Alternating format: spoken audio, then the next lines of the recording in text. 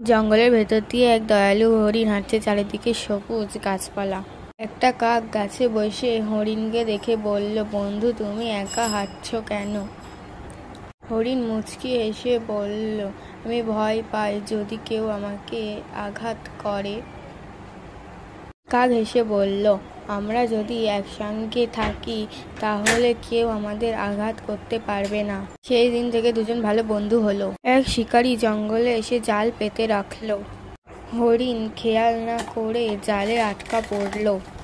হরিণ চিৎকার করে বলতে লাগলো, বাঁচাও বাঁচাও বাঁচাও। কাক দ্রুত উড়ে এসে শিকারীর মাথার উপর এসে কা কা করে ডাকতে লাগলো। শিকারী তখন কাককে তাড়াতে লাগলো।